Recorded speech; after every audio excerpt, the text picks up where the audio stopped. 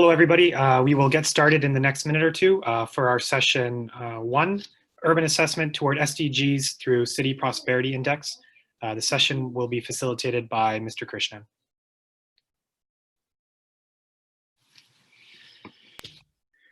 Thank you again. Is everybody on board now? Let's give them just another minute or two, Krishnan, just to come back. Fine. Yeah. So you think the flow is okay so far, Evan, Alex? Yes, I do. Great.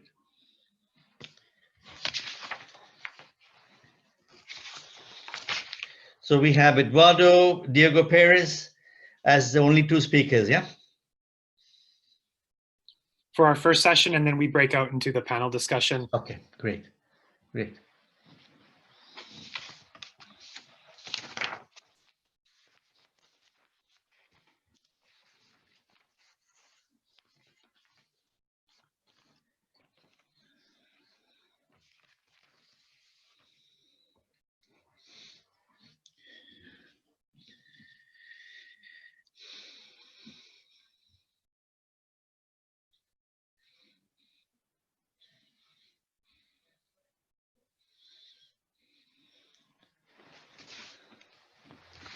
Hi, Eduardo, we see your message there. Thanks.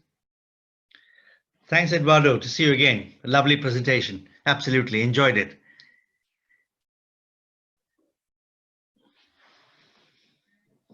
Thank you, Krishna. Yours was also quite nice. I love all these citations. But honestly, it's great. Thanks. But it's a bit long, I suppose. And anyway, it's okay. Yeah. Thanks. No, it was good, and I like the way you presented the history of this. It was quite nice. I mean, it's important, you know, as you said, LA 21, and we've been talking about it since 2000. Yes. Yeah.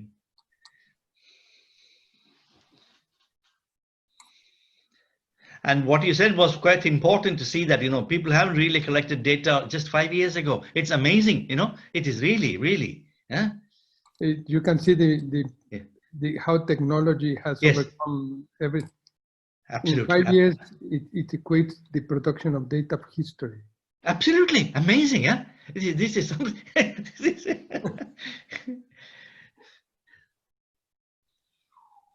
But I mean, presentations are always fast and it's difficult to grab everything. But I know. But these are important points that people just understand. You know, this was. I mean, yeah. And then again, what has been done all these years could actually be useful, you know, in this data production as well. Is if you're not starting from zero anyway. That's something, you know.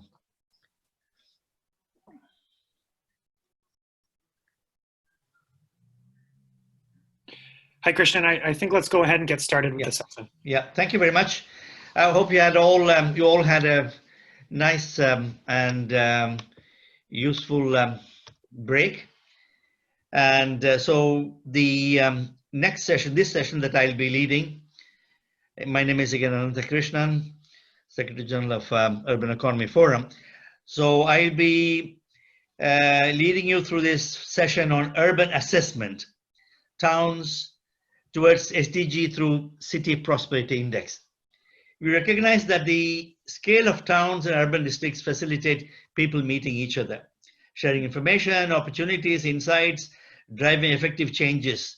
All these need, as Eduardo said earlier, rich local data, conversational, experiential, and quantitative, and local ways to harvest the data.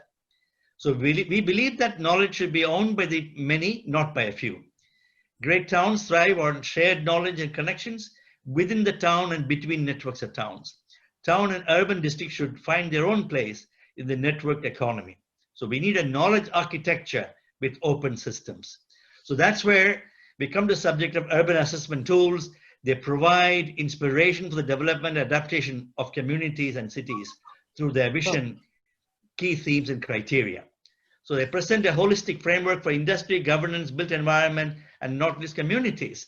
That's why we have here as a first speaker, no other than Eduardo Lopez Moreno, who is a household name now, who will be taking us through the CPI and the SDG through City Prosperity Index. Here you are, Dr. Moreno. Thank you, Krishna. Very good to be again with you.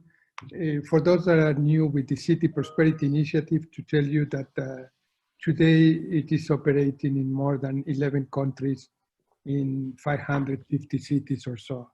So it's an initiative that was created by UN Habitat, and I would like to guide you in this presentation. I have 10 minutes on how this initiative was created, how it has been transformed, and what it's doing now.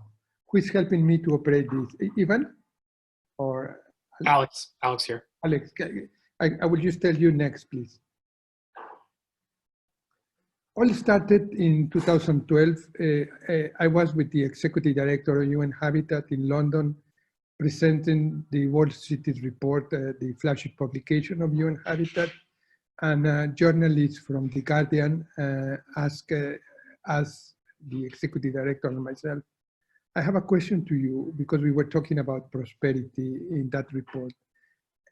How do you measure the performance of cities?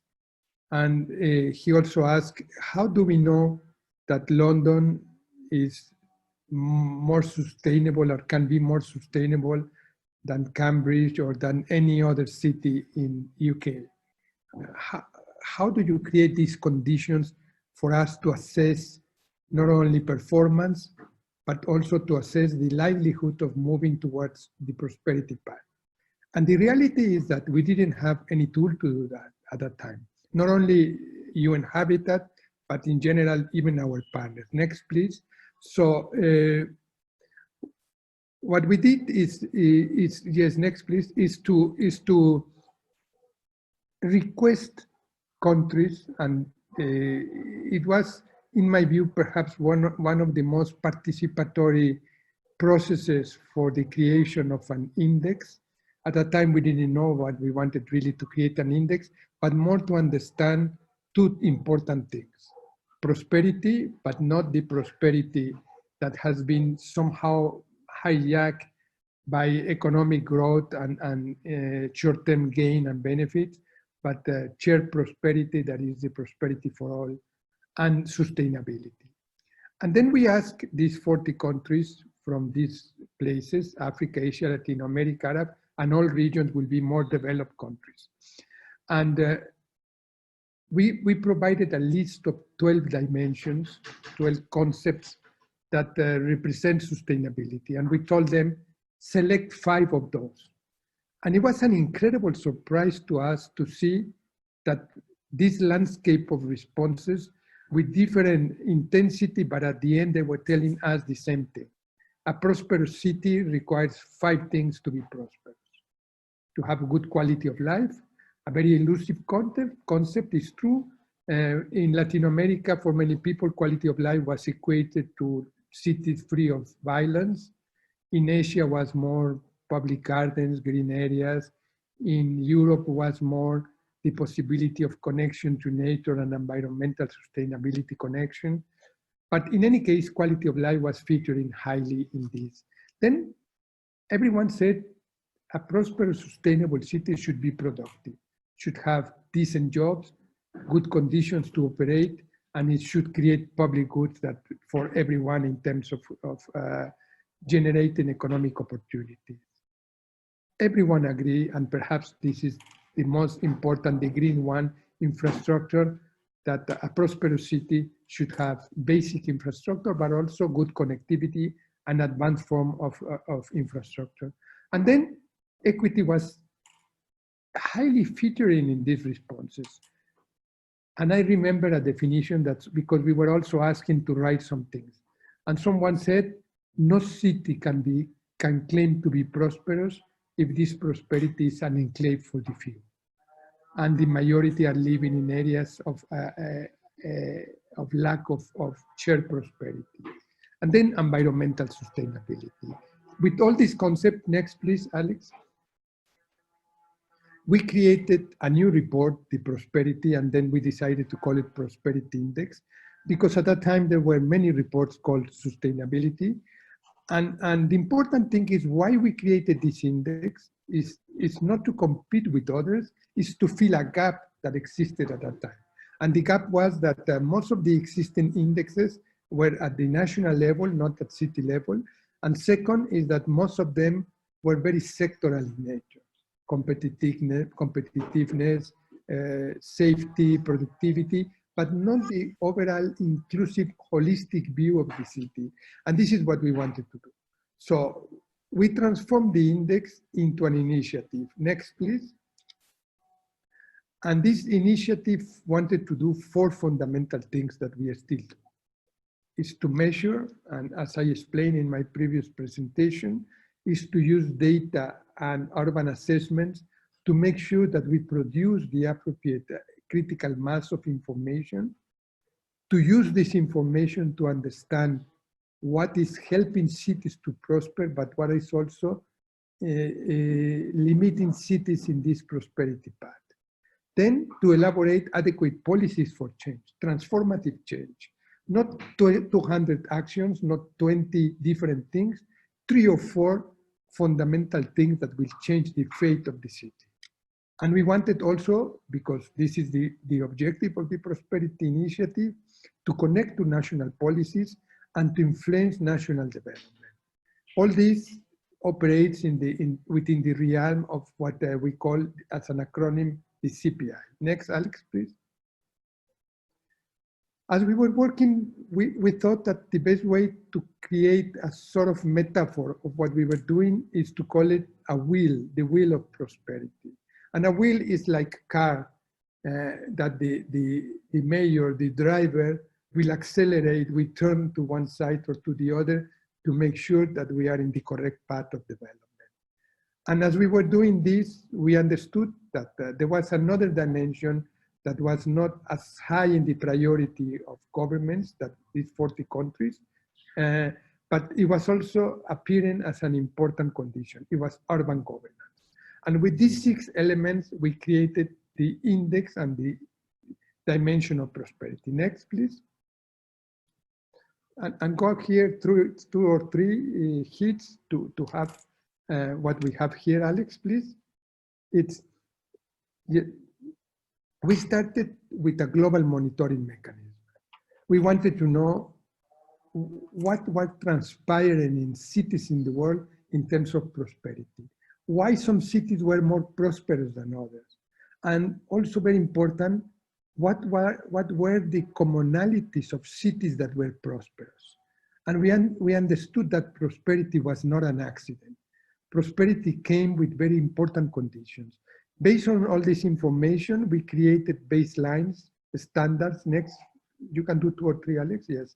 And then we created a tool for decision-making, for a dialogue, and all that was part of an incremental approach in which we connected from data to information to policy making. Next, please. Yes, go ahead. We started at that time, 2014-15, measuring all these cities that you see here, 90-something, working at that time with the institution that Reza was coordinating, who was financially supporting this initiative. Always very grateful for that. And based on this, move to the next, please. Yes, go ahead. We understood that there were gradients of prosperity and blocks of cities. And we created a sort of grouping or classes of kind of thermometer of prosperity. You are in red color, you are in the fever of big, very weak prosperity. But you are in the green, solid green, then you are featuring highly in prosperity. And we wanted to know how this connects to cities. And we saw something interesting, 2 interesting things that I would like for you to remember as an important finding. Cities that were in red, in other words, with low prosperity, were cities that were not having monitoring tools, were not having data, and were not having information. Missing values of 78 indicators were as much as 40 or lack of 40 or 60 indicators. And that was critical to us, because if today we go to measure Canadian cities with what Statistics Canada and other institutions in Canada produce, I can assure you that you will be having data automatically for at least 80 or 90% of the indicators. So one thing is not only to measure, but to create the system of measurement, to advance on this. And this is what we did. Next, please. To compare. And when you compare regions, you can compare dimensions, you can compare specific elements of the prosperity index. We understood another interesting thing.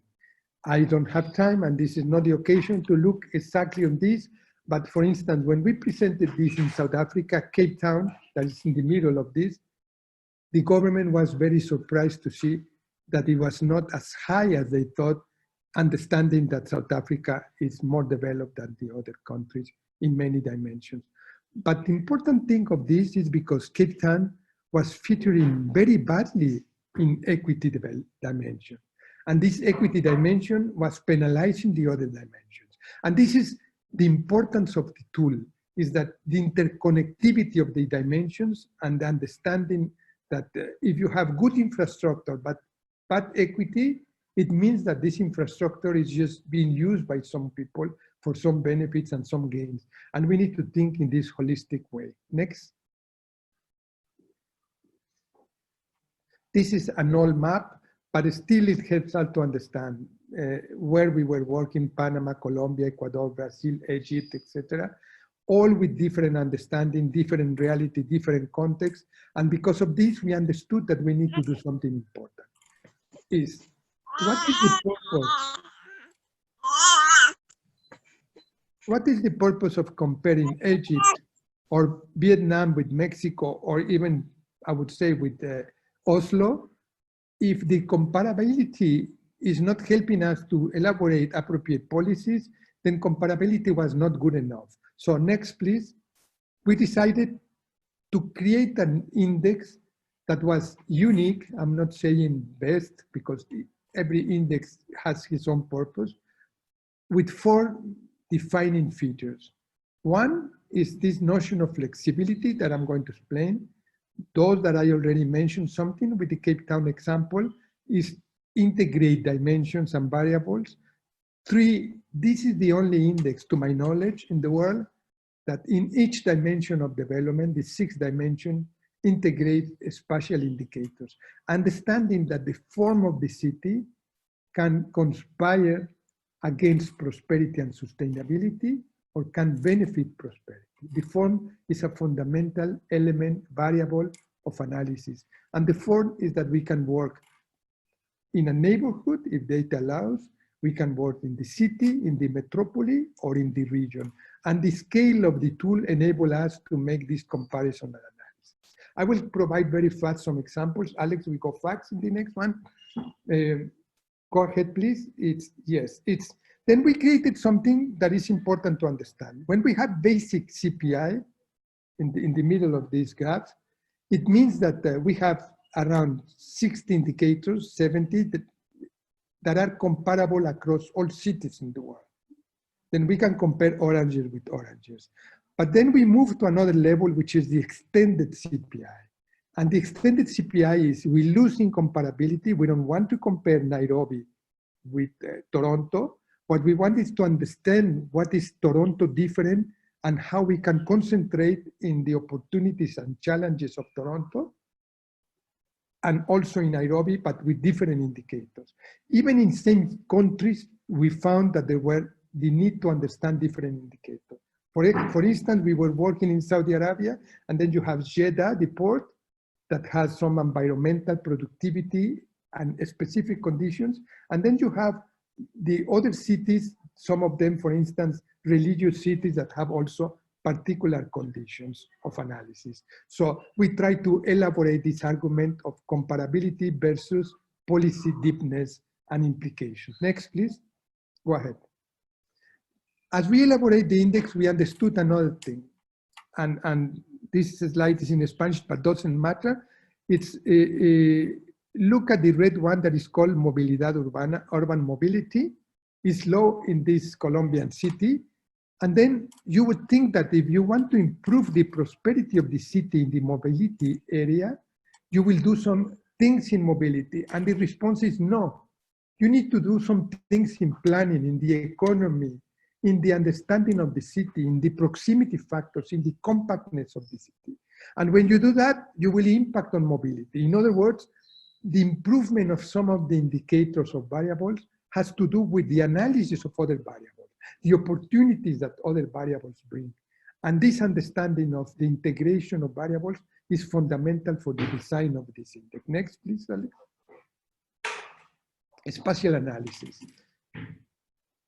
Cities in the world grew, on average, this is Santa Marta in Colombia, 3 times more of what they needed in terms of population. As the population grew from, let's say, 1 million to 1.5 million, the city grew 3 times more, not commensurate with that. So density is reduced, the possibility of economies of scale and agglomeration reduced, the cost of infrastructure and development increased, inequalities increase because of distance, CO2 emissions and use of energy increase. You want to control the city, you need to control the form of the city. Therefore, you need to have spatial indicators associated to this. And this is what we did with this study. Go ahead, please, Alex. So we use a certain number of indicators. I just illustrate with this: public space, connectivity, land use mix, economic densities, completely different indicators to what we know and understand on the economic, the social, the environmental, that obviously we integrate, but as an addition to that, and explain very clearly the difficulties to understand morphology as a defining concept of the city. Go ahead. Then we have scales, as I mentioned, from intra-city to large number of cities. And we found something when we were working in large number of cities in the same country. And what we found is that, and I can tell you with all compelling evidence, that a city that is prosperous, it is most of the times in regions that are prosperous. And cities that are not prosperous, obviously, are in regions that are not prosperous. And what is the meaning of this finding? Is that instead of analyzing inward prosperity, what we need to analyze is the connectivity of prosperity with other cities. The more connected cities, and this has a lot to do with the work that we are doing in towns. I like a lot with what Alan said. If you want to find a town city, look at the big city. Is that the idea that if you want to look at towns, you need to look at different dimensions, but connected to the overall dimension of growth, prosperity, and sustainability. Next, please, Alex. Then we'll move just to illustrate to implementation. Go ahead, please.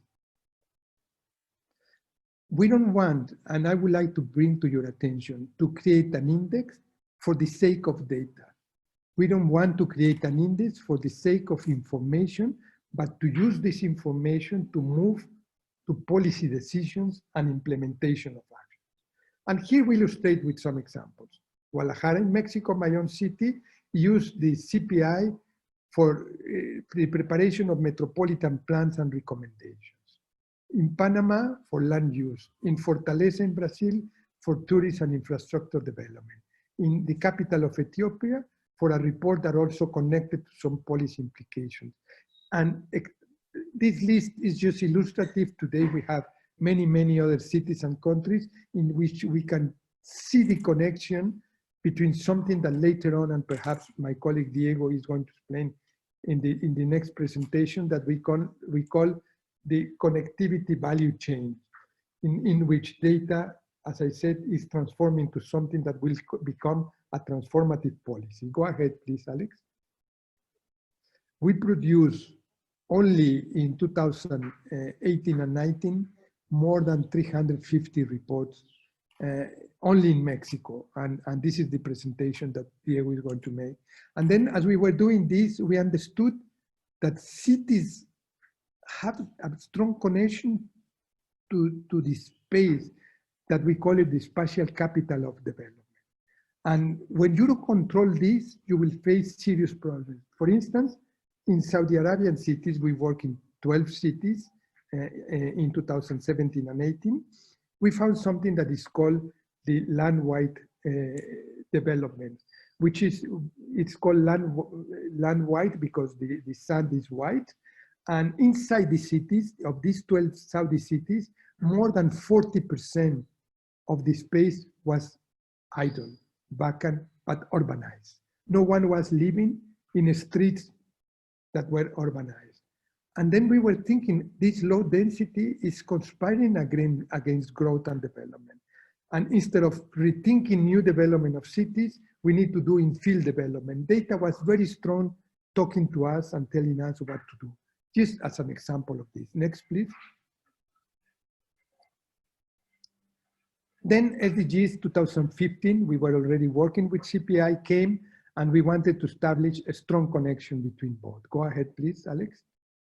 And what we did is to look at the SDGs, Goal 11, and other urban indicators of SDGs, to look at the 6 dimensions of prosperity, and to establish a dialogue and a connection between both in order to make sure that if you measure prosperity in a city, you will measure the likelihood of realization of SDGs urban in that city. So this connection entails changes, some of them not always in the good sense, because then we lose the longitudinal analysis of our studies in other cities because we have important variations inside the index, but we gain in the possibility of avoiding that cities will be looking at 3 or 4 agendas of sustainable development, and they will look only at one. New Urban Agenda, SDGs, Paris Agreement, all compacted and integrated in the Prosperity Index. Next, please. With this understanding, we spent almost 1 year looking, and we produced a fantastic metadata that is available, is a public good for you. On all indicators, for instance, on your left, you can see the SDG indicators, and on your right, indicators associated to the CPI, how they connect, what we need to change, how we adjust them, and we produce specific definitions, use of data, use of the indicator, variation, limitations of the indicator, very rich material that enable us to say in a very, I would say, concluding and final sentence, CPI framework is very good to measure SDG monitoring. And if we do that, then we move to another level of analysis. Next, please. Okay, just come back, that's the end. Just to say that what we did now is based on what we have, we said, if we have this and cities are moving in the sustainability path and trying to realize SDGs, let's help them to measure SDGs. And we created, based on the City Prosperity Initiative, the SDG Cities Initiative. SDG Cities Initiative is different because it integrates other variables that have to do with capacity building, use of spatial analysis, but most importantly, an ecosystem of funding to connect cities that are producing information to the possibility of deciding on some fundamental actions for change. All this to tell you, and I will conclude to keep my time, that CPI is a journey of trial and error and understanding on the use of indicators for policy guidance. And based on this, we have transited or moved from a simple CPI index to an initiative, to SDG cities, and today to the possibility of helping cities, and we would like to invite then towns in Canada and cities in Canada to use the CPI in our pavilion that we are creating in order to measure, and the other day I said to the Honorable Minister, to create the state of Canadian cities and to understand how they are performing, how they are contributing to growth and development, as we did in Mexico, and Diego is going to present this to you.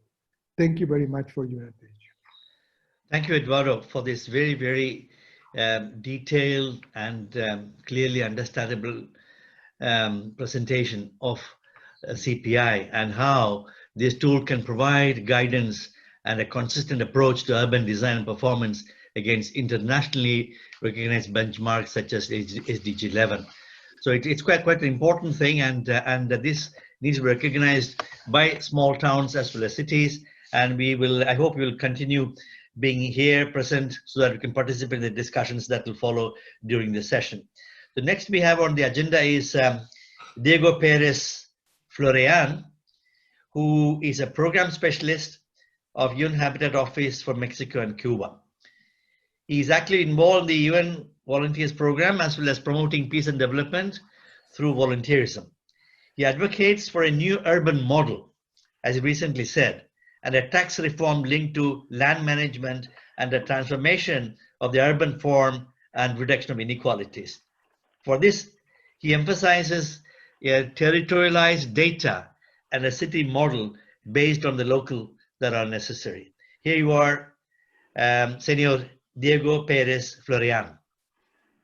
Hi, good morning. Good morning, everyone from Mexico. It is a pleasure for me to be here with you, virtually. I really appreciate your kind invitation to this session. Could you please upload my presentation? Alex? Yeah, perfect. Okay, thanks. I'm going to talk about the Mexican experience applying the City Prosperity Index. Today in Mexico, it's not just an index, not just a number, but a complete initiative for sustainable and inclusive urban planning in Mexico, based on the presentation of Eduardo, who almost said all about the CPI context and methodology. So I have 10 minutes, so it's a long story short.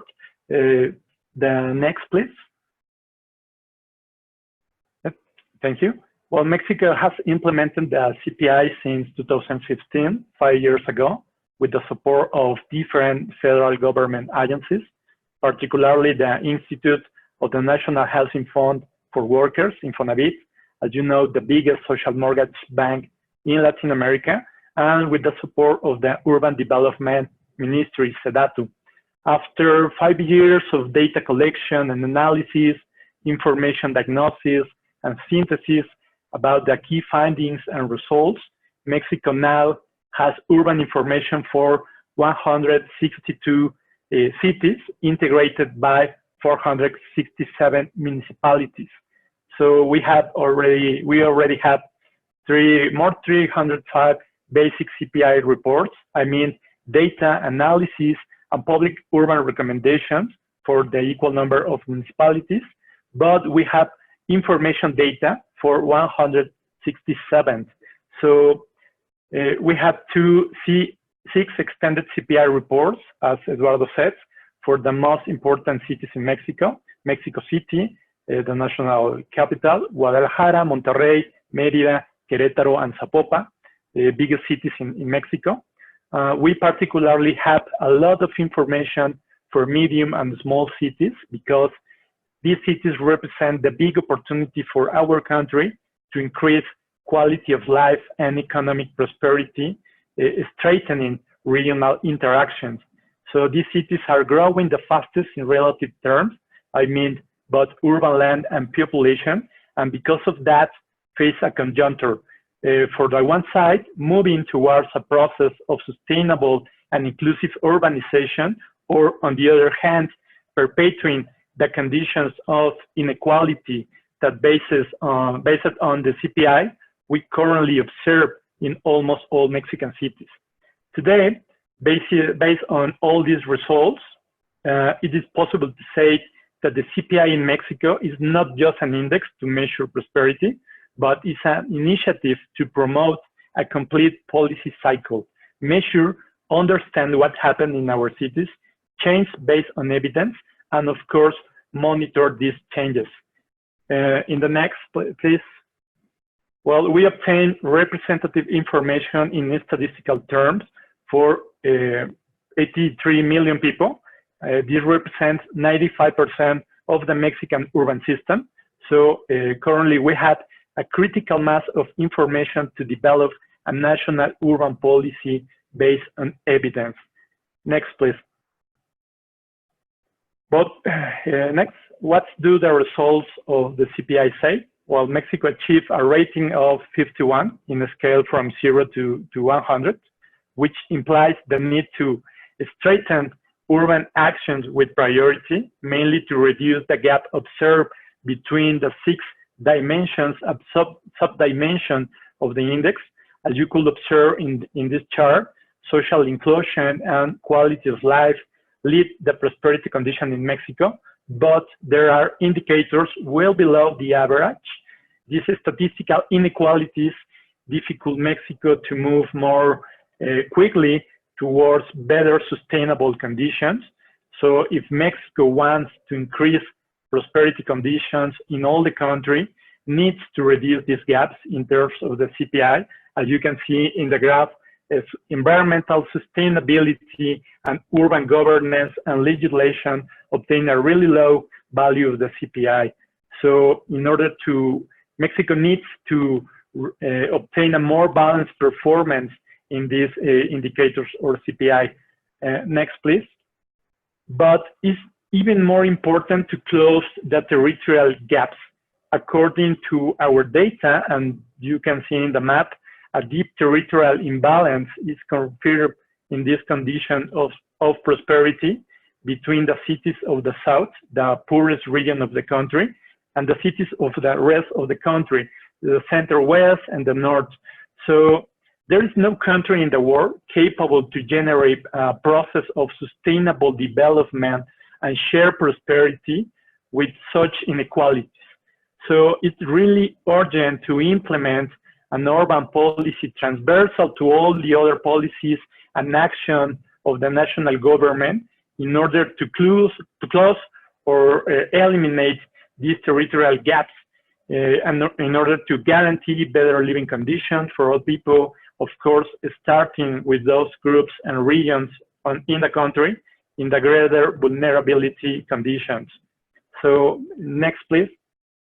What about the urban level? We obtained at least five key findings. The first one is the prevalence of a deep urban sprawl process. In the last 30 years, the urban area in Mexico grew almost 2.5 times faster than the population, 2.4 versus 5.4 per year. So it's impossible to manage urban resources and to achieve a sustainable urban development process under these conditions. Urban sprawls, as Eduardo said, reduce prosperity because attacks the foundation of the city, the urban agglomeration principle. So this idea is really important in the Mexican case. Urban sprawl has reduced the prosperity conditions of our cities. The next, please.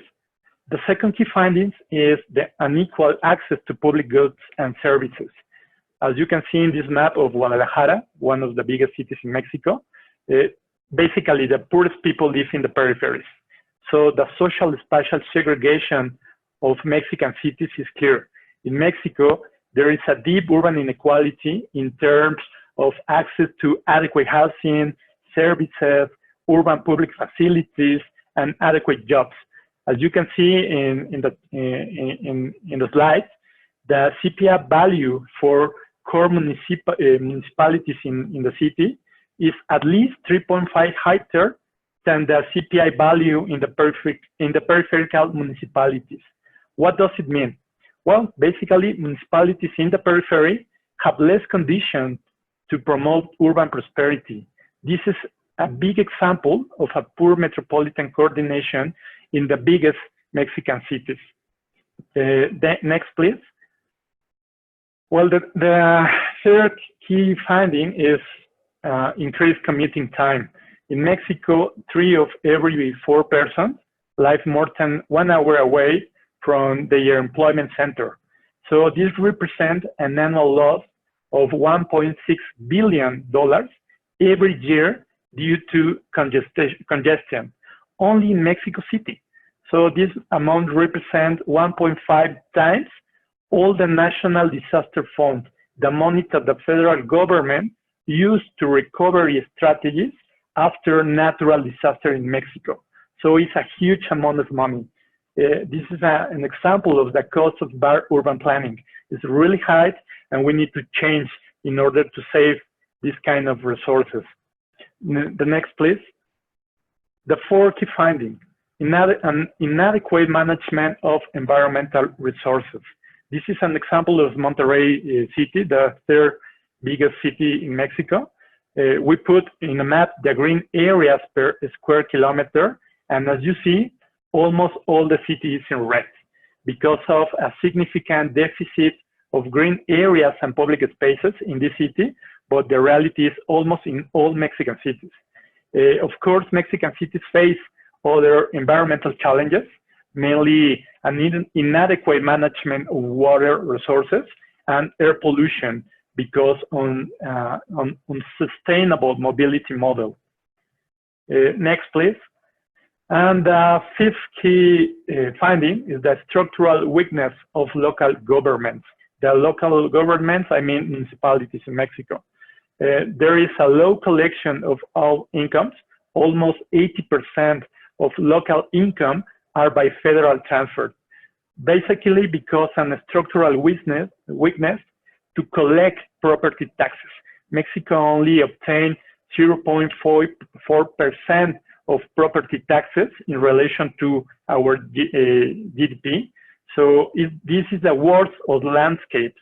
Poor municipalities that face an accelerated urban sprawl process without administrative coordination. We have in the worst of the war. Next, please. And finally, in order to save time, we identify key findings to promote a national urban policy. I'm not going to read because of time, but of course are related to the previous findings. And the key idea in this slide is Mexico needs a new urban national policy to reduce inequalities and promote prosperity in all the country, starting by the south of Mexico, the poorest region in the country, but at the same time, starting in the peripheries of our cities. Next, please. And what about the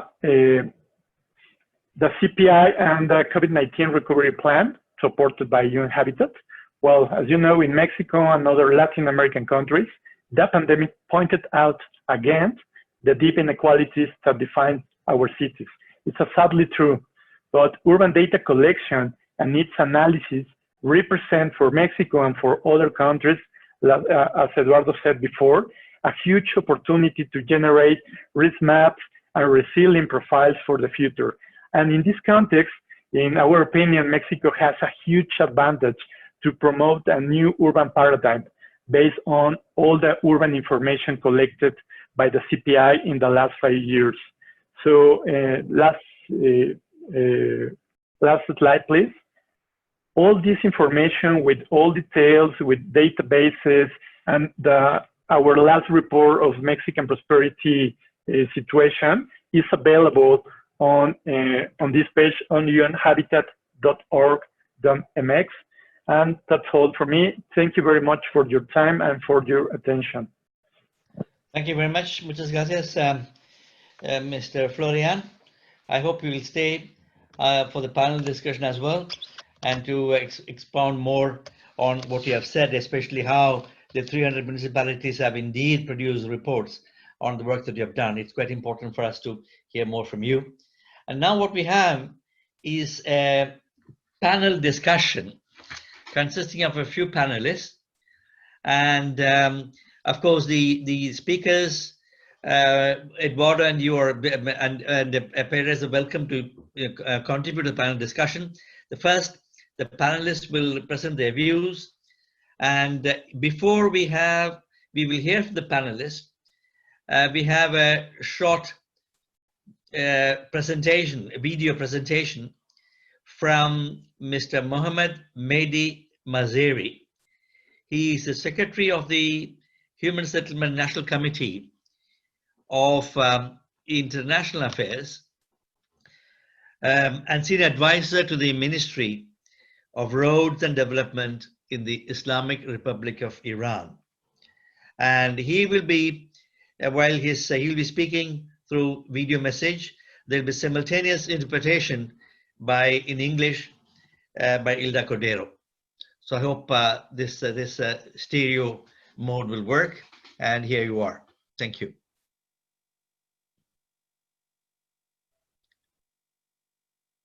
Alex? Hilda, are you ready? You're muted.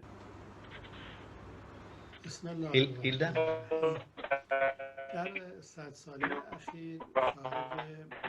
Sorry, you're breaking up here. You're breaking. sorry. I Good will. morning, everyone. Sorry, Elda, you're In breaking the up. last I will read. 100 years, we have witnessed a rapid growth from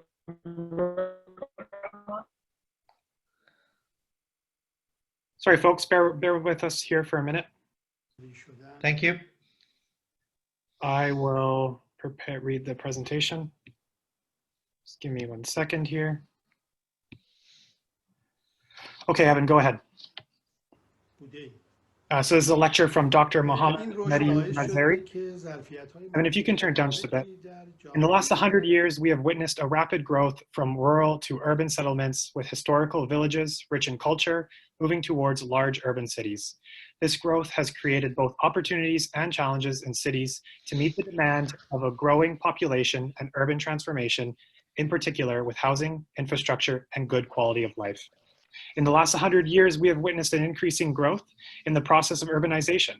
This growth has led to the creation of different capacities in urban society, different actions and reactions, and a different understanding of the concept of housing. Many of our most culturally rich settlements have become cities in the last 100 years. These cities mostly were human settlements that some are very old and some of which were villages were created during the various historical era. The reality is that a large number of the world's population now lives in small towns. There are two trends that should be mentioned. One is that small towns, who have a relatively stable population, act as the origin of immigrants moving from small villages to large urban cities. Cities have a special function and role to play in the national and international scale, in particular the different economic sectors such as tourism, agricultural, and industries. In these cities, achieving sustainable development is a key and strategic issue. Due to the scale of these cities, development programs for sustainable urbanism will have a fast, direct, and sound reflection with high feasibility to realizing sustainable development goals. On the other hand, the benefits of these programs in small cities will motivate citizens and town residents to support development programs while gaining a strong sense of community belonging. Hence, we can say that the realization of many development goals in small cities is greater than in large cities, metropolises, and capitals.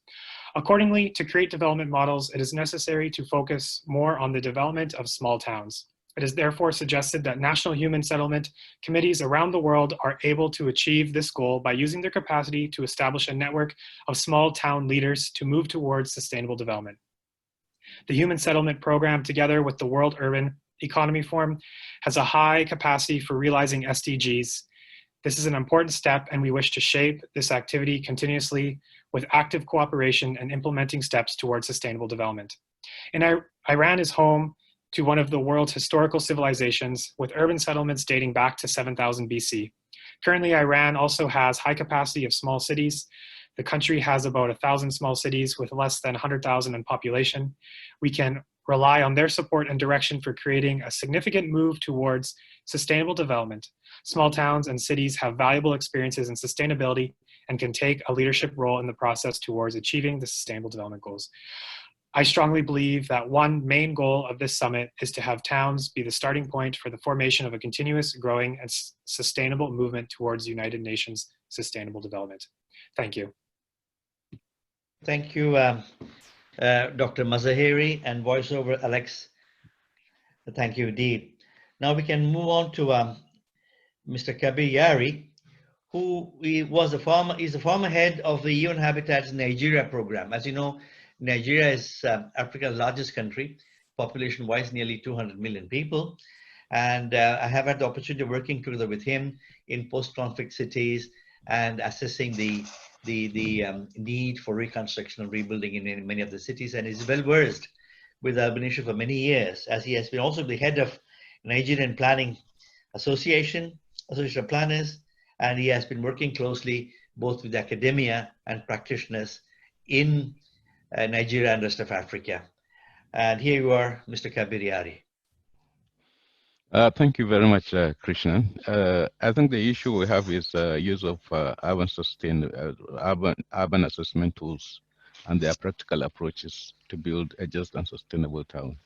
Just at the beginning of this presentation, the opening ceremony, James Carpenter has reminded us that Canada or the Collingwood, the city of Collingwood, wants to leave a good environment for not only this generation, but for most coming generations. And that is the issue of sustainable development.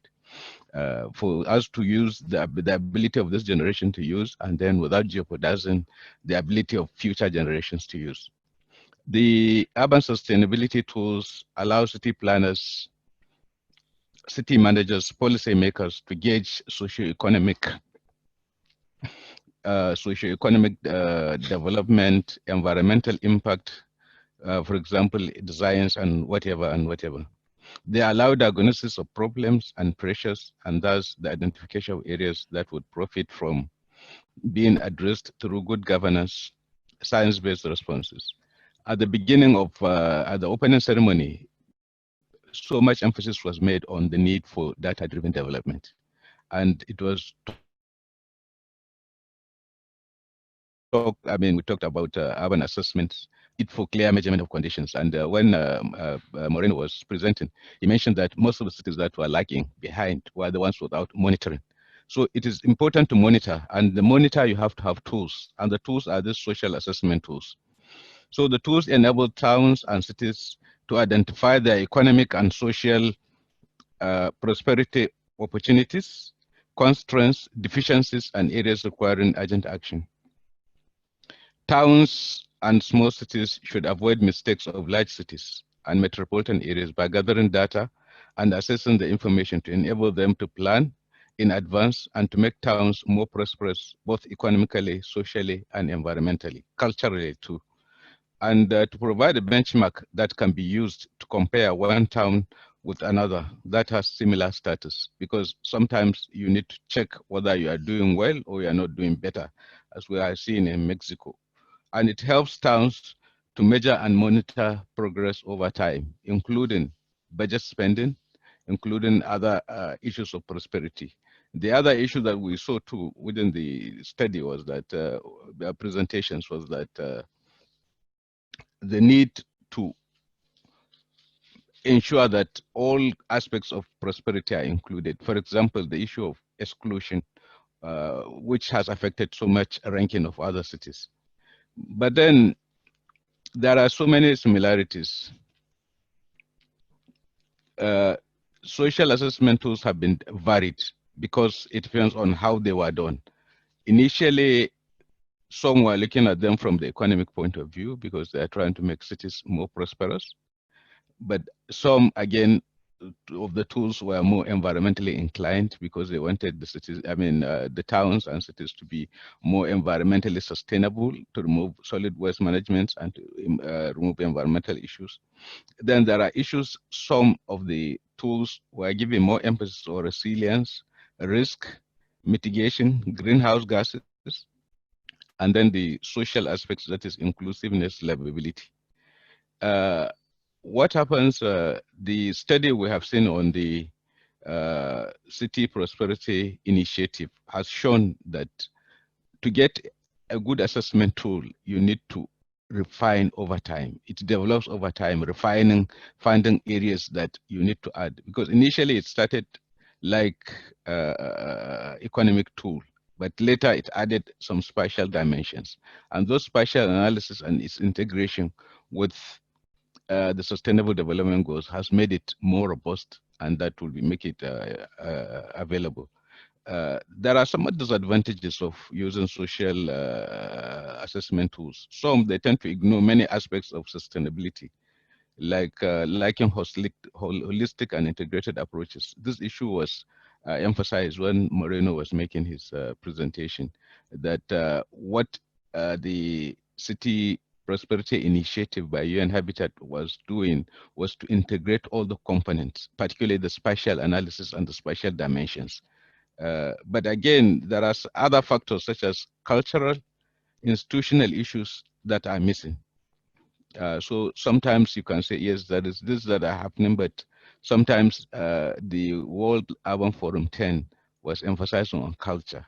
So sometimes in this culture dimensions may not be, maybe a little missing, but maybe when they are refining, we can see how we can add issues of culture to do. and the lack of comprehensive list of urban indicators makes it difficult to assess urban sustainability in many contexts. The other issue that I want to look at too is what are the opportunities for local authorities implementing urban assessment tools, particularly the City Prosperity Initiative. It provides an opportunity to establish baseline data and information, and it enables towns to identify priorities for sustainable development, not only priorities, even the constraints and how they will move. And it assists in formulating responsible policies that are evidence-based. A mechanism to monitor both towns' progress as well as assess and monitor SDG goals and indicators. It is an opportunity to benchmark the town with other towns in the country, within the region, at a global level. The vulnerability index can be a good tool for COVID. Yes, vulnerability index, which is social vulnerability, refers to the resilience of communities when confronted by external stresses on human health, stresses such as natural and human-based caused diseases or disease outbreaks, including social vulnerability. This has been shown, the studies in Mexico, the studies, the CPI presentation by Moreno have shown areas of deprivation. In sub-Saharan Africa, there are so many areas of deprivation where you have majority people living that are slums and squatter settlements. I think the vulnerability index can be so important for COVID and other social, stresses and natural disasters. I think I will suggest that it is highly recommended that we use it. Then they were asking the question, what can various levels of government do to help incentivize authorities to implement urban assessment tools? Yes, there is the establishment of national observatories and databases that will make it mandatory for information to be collected at sub-national levels, thus providing initial database and information base for towns. The presentations have shown clearly how cities are now galvanizing, how countries are galvanizing their cities to participate in CPI. And we have seen in Mexico, we've seen in Saudi Arabia, how even they can learn from each other. So I think the national governments have the role and the important place to encourage small towns, local authorities to participate in CPI. National governments should empower national statistics and census offices to collect and analyze disaggregated data at all levels. Because sometimes when you take the analysis of CPI or urban assessment tools, usually the data is from statistic office. But sometimes, like in my country, Nigeria, some of the data is not disaggregated. So it is difficult to make analysis, and it will be difficult, time consuming to get all the data. The national governments in consultation with local authorities should adopt or develop social assessment tools that best meet their local conditions, because no city is the same. There are differences, there are local conditions, so you need to adapt. Just as Moreno made example in his submission, the extended CPI. Lastly, I think I suggest that national governments should introduce grant in aids to help local governments for establishing effective and social assessment tools. What is important and what we have seen here is that if you want to if you want to see where you are going, you must know, how you get there. This is my target, this is where I want to go, but how do you know you have reached there? You have to have a way to measure, you have to have a way of assessing to say, yes, I have reached there. Thank you very much. Thank you, Mr. Yari, for being so clear and explanatory when it comes to answering the questions that we have presented to you earlier to the meeting. And it's very useful how you expounded and expanded the issue of CPI with relevance to countries that are like Nigeria, where the national governments need to put in more efforts and resources for supporting local government when it comes to these indices and assessments. I hope we'll continue the discussion after all the panelists have spoken. So next we have is Worship Lord Burton he's a mayor of the town of Oakville, a ratio of Halton. And he is a familiar face both in the Urban Economy Forum and habitat in towns and has provided his expertise on municipal finance and performance-based budgeting. For it may be interesting for all of you to know that Oakville was scored as the best place to live in Canada. So that means you must be really doing something, exceptionally well to get this kind of regard and recognition. So we would like to hear from you regarding the urban assessment tools and practical approaches to build more just and sustainable towns, and what others can learn from you as well. Thank you very much. And here you are, Mr. Burton. Thank you, merci, Megwich, for the opportunity to collaborate in the craft, as I call it, of municipal leadership and the pursuit of sustainability. I will modestly say that we were assisted in that honor a good deal by luck and the fortune of our location, or the fortunateness of where we are located. Choose your location, I guess, is the lesson. I support the concepts here of a prosperity index, an urban assessment index, and sustainable development guides in the context of a global monitoring platform. I am aware of sensitivities around comparative measures over at least the last 50 years. 3 years ago, my town achieved World Council on City Data's ISO 37120 Sustainable Development of Communities Indicators for City Services and Quality of Life Platinum certification. That has to be the longest title we've ever achieved. Many of us won election with promises to guide our communities toward destinations the voters wanted to reach. People want to know if they're on the right path. And as one of those leaders, I want them to know too. And that's why I support these indexes. The concepts of a prosperity index and the SDGs can help everyone know how much we are moving forward to our goals, or losing ground if that's what's happening. If our community prosperity index and our SDGs are shared among municipalities, we can share what works with each other and see if what we are doing will validate in other places. Here, I began with what I called the natural heritage system, a vast amount of green space, and a companion piece, the Mayor's Economic Index. And that tracked our economy's development locally every year. I used my annual State of the Town speeches to unveil our gains and losses on those fronts. I wanted to increase public awareness of how we work together. This was a springboard for public interest in planning for future success.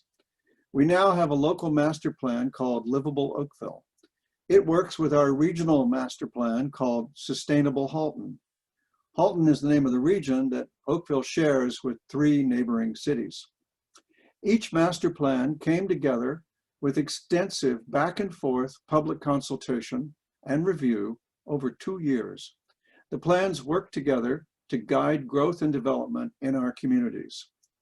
Following on from that level of cooperation, our communities have created a community safety and well-being plan. This plan guides our approach to social issues and public order. Our most recent consensus plan is our new community energy plan last year.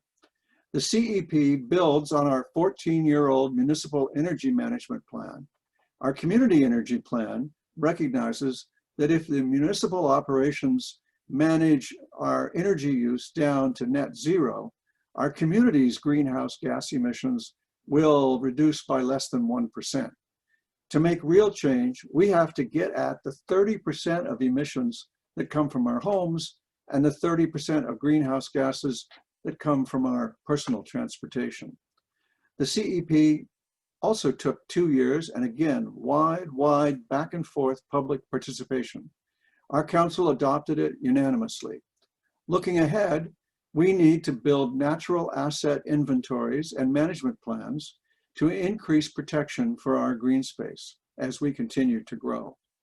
Together, our plans help move us forward to be more sustainable and livable. Together, the world's cities can help each other and share discoveries on our journeys. It feels so good to be able to look forward to working with all of you in our shared future. Thank you. Thank you indeed. Thank you very much.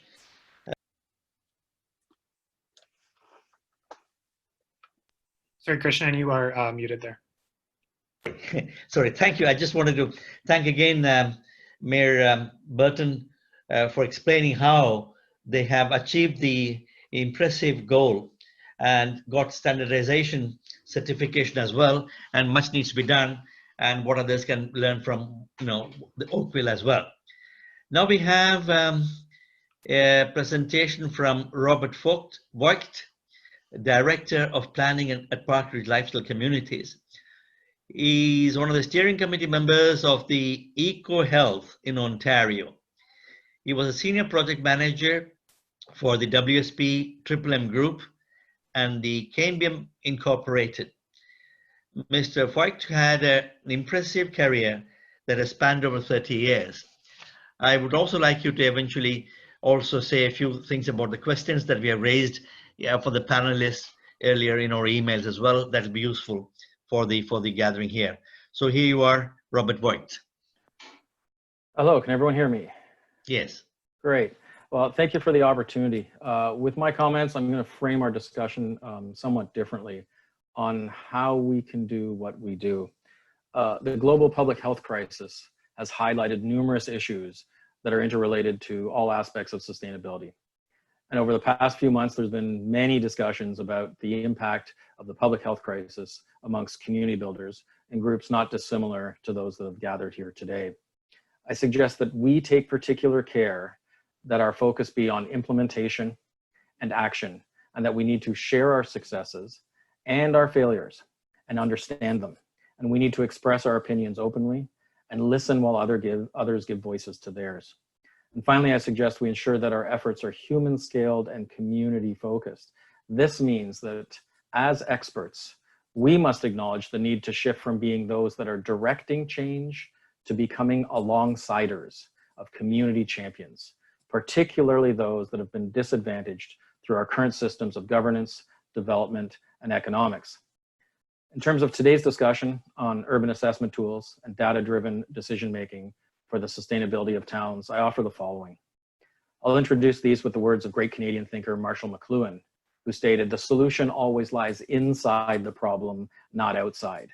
We need to ask the right questions of what is happening, and in this way, appropriate measurements can be helpful. Making sure that our efforts towards more data-driven solutions are not simply overlaid upon existing systems or become part of a misguided goal to returning to normal. Normal changed the day the pandemic entered each of our countries, provinces, states, and towns. With COVID-19, we have seen the need for a diverse public realm, the inequity and inequality of our transportation systems, the effects of a built environment that separates people, the critical importance of community cohesion, the creative power, ingenuity, and skill of fellow community members, either how convenient or non-existent local shopping options are, that there's always been too many parking spaces and too few spaces for people, and that there's almost no spaces for children and seniors. We have seen that the basic human needs, like public accessible drinking water and safe, clean restrooms, are exceedingly difficult to find in our towns, and that too many of our streets and public spaces are ugly and most are uncomfortable. And many town spaces we thought were public are actually privately owned spaces disguised as the commons, and that people are clamoring to access places of nature that are few and far between in our towns, and that persons with disability, BIPOC citizens, and those at either end of the life course spectrum are overwhelmingly disregarded in our systems and built environments. We have also recognized that our neighbors care about us, that we care about people we have never met, and that communities often have the solutions that government doesn't. And now we also see the value of community preparedness, resiliency, sustainability, and adaptability, and how important it is for everyone to have a safe and secure place to call home. For towns, this highlights three key things interrelated with sustainability: the need for built environments that are human scaled and meet the needs of our citizens, the need for meaningful public access to nature, and the community cohesion, and that our fellow town citizens are our greatest asset. Our urban assessment tools and measures, regulations, and initiatives need to support and facilitate all of these. Canadian poet Leonard Cohen wrote that there is a crack in everything, and that's how the light gets in. and there is a lot of light being shone on our towns. We can see that the built environments of our towns and their management are either supportive of community health or disruptive to it. We can see the challenges faced by towns not only mirror those of cities, but are often exacerbated by limited resources. And while recognizing that towns can also be the exemplars of best proven practice. We also see that the most resilient, most supportive of community health, and most sustainable towns are those with the highest level of community cohesion and engagement of citizens, regardless of and sometimes despite of governance systems, regulations, monitoring practices, and top-down initiatives. Therefore, I suggest that the commitments that we have, that we resolve to take, and the work of the many months and years ahead need to embrace asset-based, community-driven activities at every level and help communities evolve incrementally and profoundly through the actions of town citizens, as they always have. The work we're committing to here is immeasurably important and often disheartening, but it can also be invigorating, enlightening, and joyous. So as a guide to how we could step up for the challenge and enjoy the good works we're about to undertake, I leave you with the wise words of another Canadian. My son Xavier, when he was 3.5 years old, stated, "The more I play, the larger my world does become." So let us as town builders collaboratively craft our future together with humility, skill, openness, and play, and create a larger, more sustainable world together. Thank you. Thank you, Robert Boyd, for pointing out that in every solution lies a problem. Solution lies inside the problem. As the Mahatma Gandhi said, if you want to see the change, be the change. And it is indeed quite inspiring to hear you. And we hope that you will contribute also to discussion here.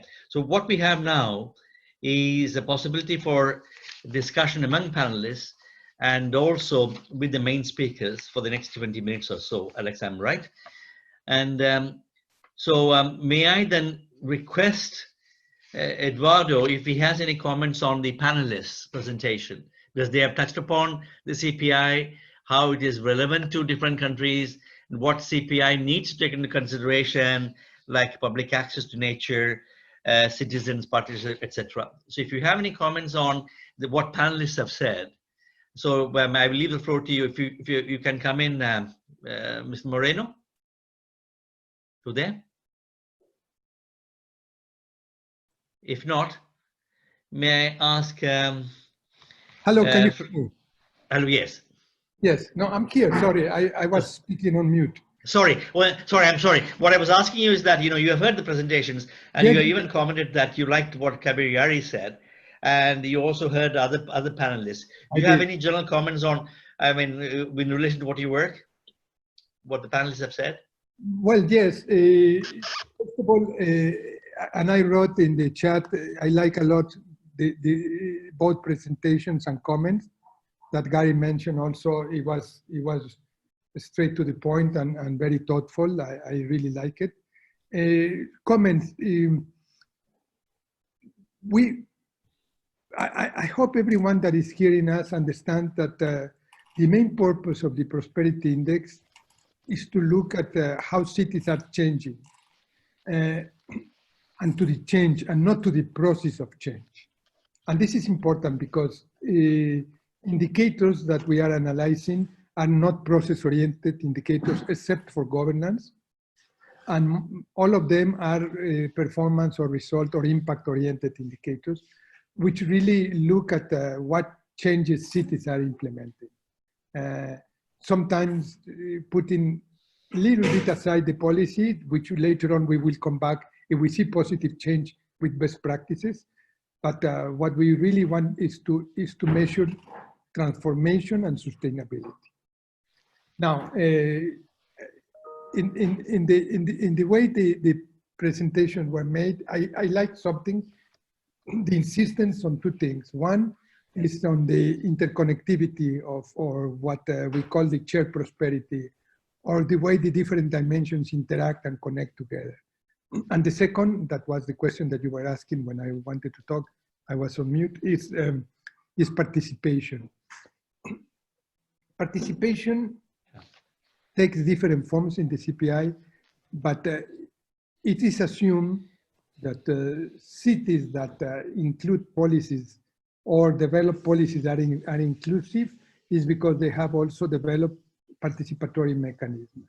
It's very rare that you will have really participatory mechanisms with the policies that are not inclusive or vice versa. So we promote also the use of non-state actors, indicators, and data that we want to include in this, but through validation processes. And also the idea that whatever we get should be transformed, and this is a very important point that were both final speakers made, into something that civil society can really use, in the sense that it's not cryptic language, it's not technical language that no one understands. I saw some of the comments made, and I was happy to see that people were saying it is easy to understand the presentation. And this is the idea, is that you can deal with complex issues, technical complex issues, but you need to bring them to the level of where people can discuss and can appropriate of the process in order to make changes. And this is what we are doing with the Prosperity Index. Now, what will be next, also based on both comments? I think something very important is the idea that if you look, and I don't know Canada, but many countries is the same thing. Nigeria, for the sake of Jari, is like that because we had worked there, and other African places. When you work in large cities, you have more information. But as soon as you move to towns, and this is a conference about towns, information fades, information reduces. And therefore, countries that are promoting indexes, they tend always to present data on big cities. And this distorts the notion of what a system of cities would entail. So we are really trying to promote two things in countries. That is not only city data, but is national city data, in the sense that countries should be involved. Let's take the case of Canada. Federal level should be involved in city data, not in supervision, but in participation, in funding, in bringing solutions to cities.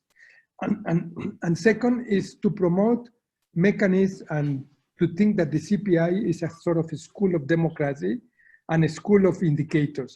And to promote that towns that are always neglected in the development agenda because of lack of data should be brought into real processes of data collection and understanding of what they are doing.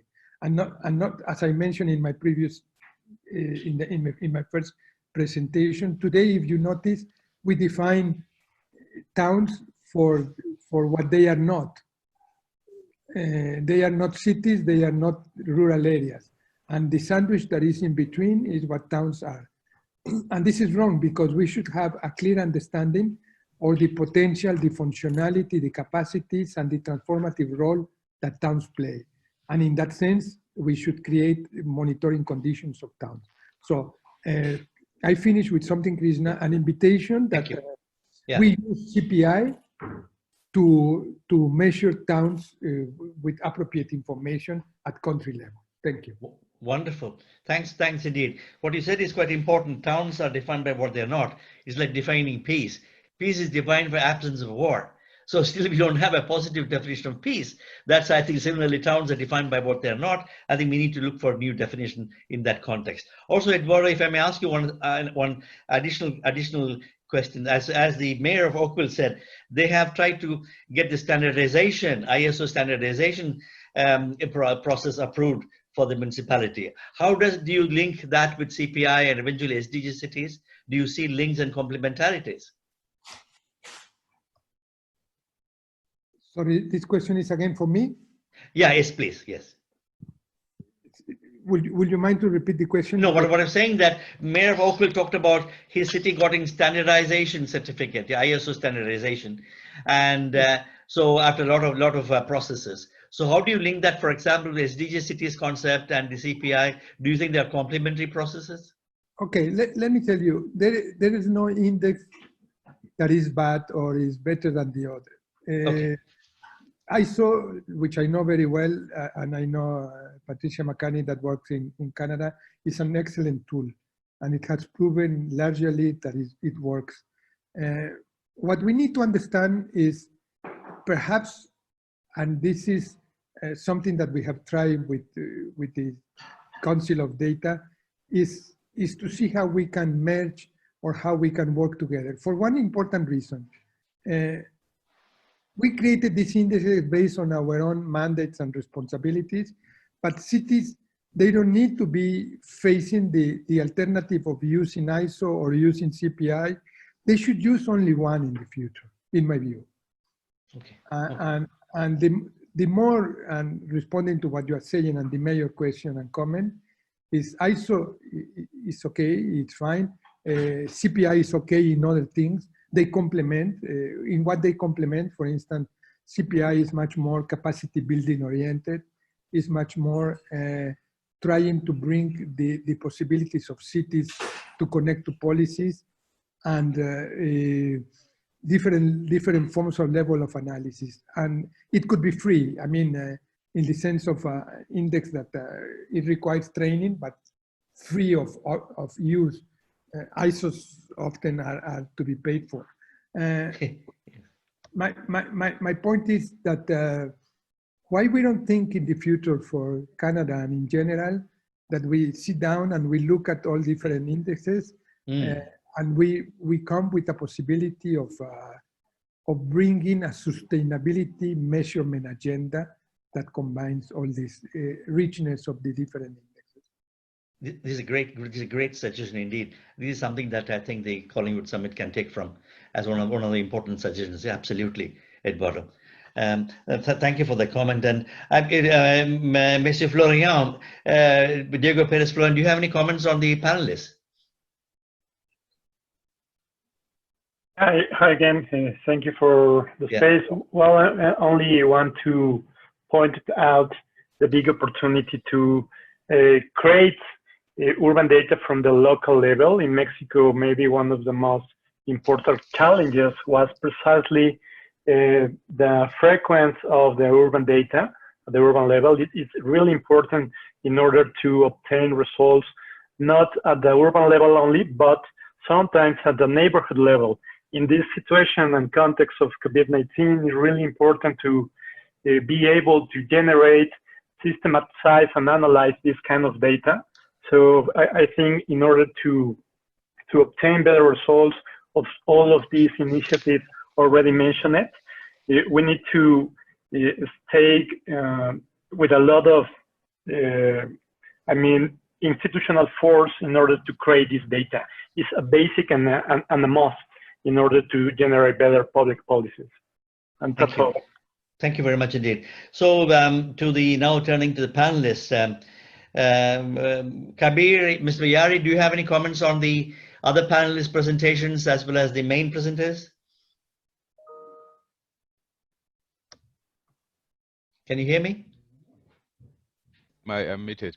I think what is important is how we can move, because one of the other things is, as you mentioned, particularly sub-Saharan African countries, issues of getting the analysis, just as we said, to monitor, to do whatever. I think it is important for the city governments to start to move into action now. As the opening ceremony said, it is not too much of talk, but action. That's just my comment. Okay, thank you. And we have only 5 minutes left, so I've been sort of asked to wind up. So I would also like to hear from Mayor Burton on what you have heard from the panelists and the main presenters. Do you have any concluding remarks? Thank you. It's been a very educational day and a very educational panel, and I appreciate the opportunity to participate with all of you. Thank you very much. And also the idea of Eduardo Moreno that the Canadian municipalities come together to sort of see, different kind of indices and standards and processes, so I can bring a sustainability paradigm into place for municipalities. Yeah. Oh yeah. Look, I agree with him. Any index will do. If you want to show the people that you're making progress, it's ideal if you and the people agree on the yardstick. or the meter stick, if I want to be more internationally correct here. Yeah. But you know, something you've got to point to something. Yes. Thank you. And Rob? Yeah, it's those last couple points about action. Yeah. I think a critical point is determining upon which kind of the measure that you will use for the decisions. There's too much kind of post facto explanation of why decisions were made. When we're moving forward at the community level and elected officials that are charged with very difficult jobs of making these decisions, if we can lay the ground rules down so that those benchmarks are identified, that if it reaches, you know, X, Y, or Z, that will inherently move forward because we've agreed that those are the rules of the game, as opposed to overtly being too much in the realm of politics and then after the fact explaining which of the data points they chose to make their decision. That is a real big challenge, that because it's a different kind of commitment and it involves an awful lot of buy-in from the citizenry and the elected officials to agree upon those benchmarks, those thresholds. And then those measures can be, I believe, more meaningfully used. Otherwise, we just have more information, which isn't, you know, inherently helpful, and we just clutter up a system. That I'll leave you with this final thought, because I do know we need to move on. For example, a project that meets all the requirements in the Ontario setting in a small town like Collingwood typically takes 15 years to bring a new housing project to market. That's almost a generation. We have a housing crisis, as many places in the world do. If you're following the rules and achieving what the community is asking for, why do we have it so complex that it can't be done? What are we doing to ourselves? And this data approach, I would suggest, can't lead to just more of that. It hopefully should streamline things. Thank you very much. So actually we have concluded this session with a lot of ideas, as well as not just ideas, tools for action for change. And we do hope that we'll follow up on this thoroughly, both in the form of resolution as well as actions among municipalities in Canada, as well as UN Habitat, where Urban Economy Forum can be a participant in setting in motion how the tools can be implemented, and indexes can be sort of be important in SDG realization. So I would like to thank you all for being so inspiring, thorough, thoughtful, as well as analytical and solution oriented. So I hope that you all will be joining the rest of the sessions as well and contribute to the discussions. And I thank you again. I think we are now moving towards a possible break, I think, if I'm not wrong. There'll be a lunch break now. And we have a lot of food for thought. Now it's time for a little bit of food, I think. And, so thank you again. And we'll talk again. Thanks very much for your patience. Thank you. Hi, folks. Just before I let you break for lunch, we will be returning at 1:30, and we will be moving to breakout sessions. And I just want to kind of detail how that will play out. So myself and my colleagues will move you all into the breakout session room. Once you have accepted to once you've agreed to join that room, you can freely move between the rooms. I do ask, of course, that all the speakers and panelists go to the correct room. So this main room, this is called the main room, will be session 1.1.